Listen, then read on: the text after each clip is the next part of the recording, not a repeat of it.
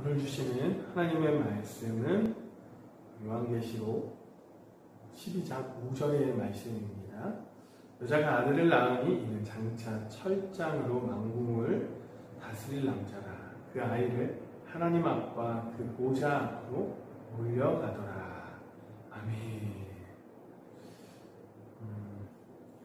요한계시록 오늘은 요한계시록 12장을 여러분과 함께 나누려고 합니다. 요한계시록 4장에서 18장의 내용에는 대환란과 심판에 관한 종말론적 예언을 이 3대 7중 재앙인 일곱인, 일곱나팔, 일곱대접 재앙에 관한 연속적 묵시를 중심으로 전개하고 있습니다. 특별히 12장, 오늘 본문 12장에서 14장은 세 가지 삽입 묵시를 보여주는데요.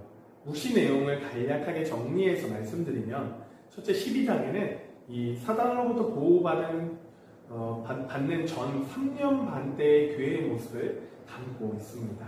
그리고 둘째 13장에는 사단의 세력으로부터 극심한 박해를 받은 후 3년 반대의 모습을 담고 있고요. 마지막으로 셋째 14장에는 말세의 대환란 후에 마침내 이 결정적으로 닥칠 현 우주와 역사의 최종적 종말과 심판 및 구원받은 성도의 환희에 찬 모습을 보여주고 있습니다. 오늘 본문 이 12장 첫 번째 삽입 묵시인 한 여자와 아이에 대한 붉은 용의 핍박과 하나님의 보호와 관련한 묵시를 기록하고 있는데 오늘 특별히 4절과 5절의 말씀을 여러분과 함께 나누고자 합니다. 먼저 이 4절의 말씀을 먼저 함께 봉독하도록 하겠습니다. 그 꼬리가 하늘의 별 3분의 1을 끌어다가 땅에 던지더라. 용이 해산하려는 여자 앞에서 그가 해산하면 그 아이를 삼키고자 하더니 이 4절을 보면 용으로 상징되는 사탄이 어떤 행동을 통하여 어떤 목적을 이루려고 하는가에 대해서 언급하고 있습니다. 먼저 용이 그 꼬리를 하늘의 별 3분의 1을 끌어다가 땅에 던졌다라고 말하는데요. 이는 사단이 천사들 가운데 일부를 유혹하여 타락시킨 것을 의미합니다. 실로 그는 천상에서 하나님을 대적하여 하나님의 보좌를 찬탈하기 위해 하나님께서 창조하신 천사들 가운데 적지 않은 수를 타락시켜 자신의 수하로 삼았던 것입니다. 그러나 사단은 하나님의 적수가 될 수 없다는 것 여러분들도 잘 아시죠?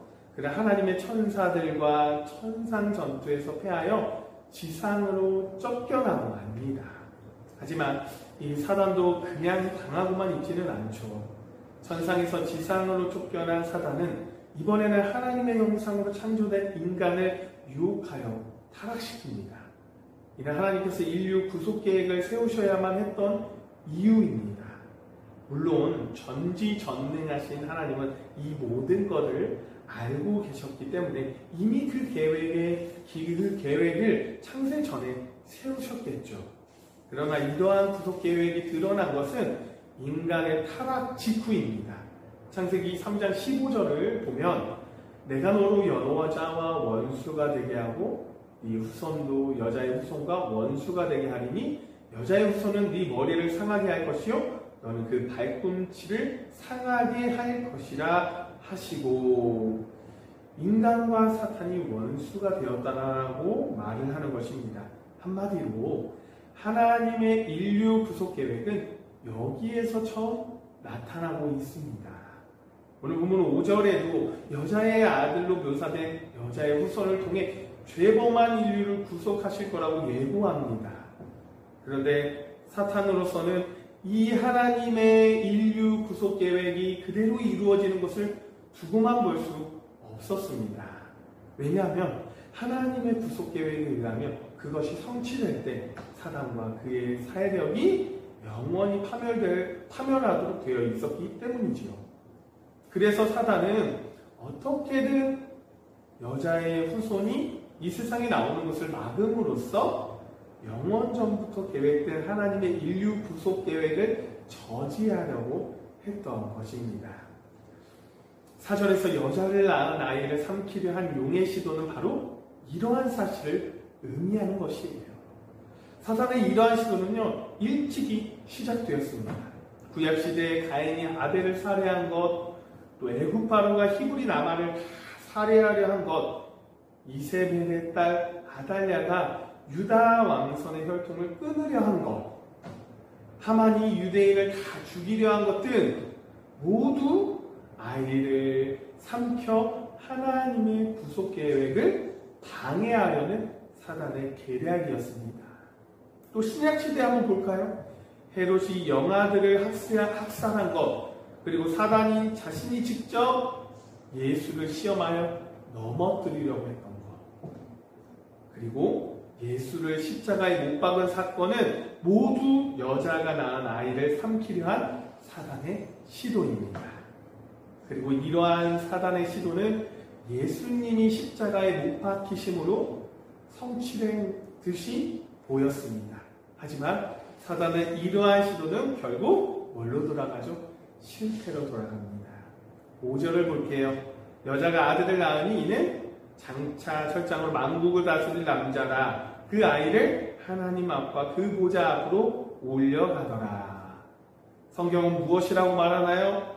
여자가 낳은 아이가 하나님과 그 보좌 앞으로 올라갔다라고 말을 해요.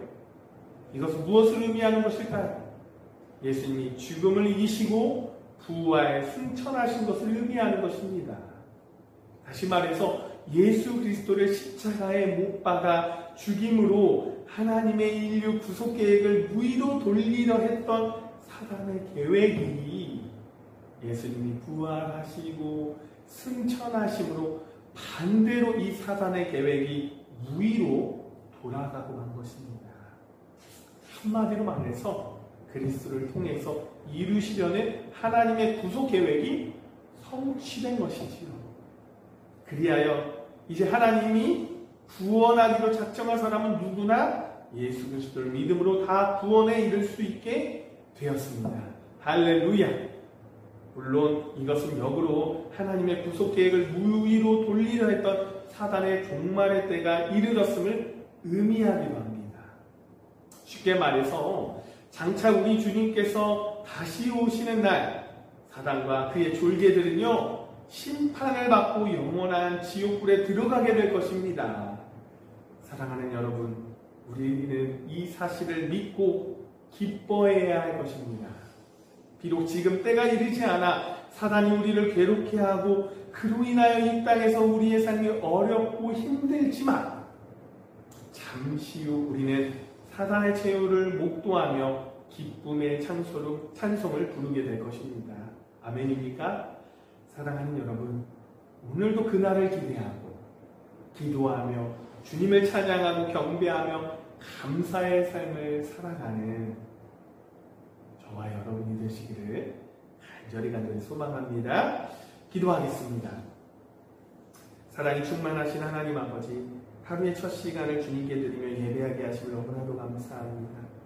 또한 우리에게 예수 그리스도를 보내주셔서 너무나도 감사합니다.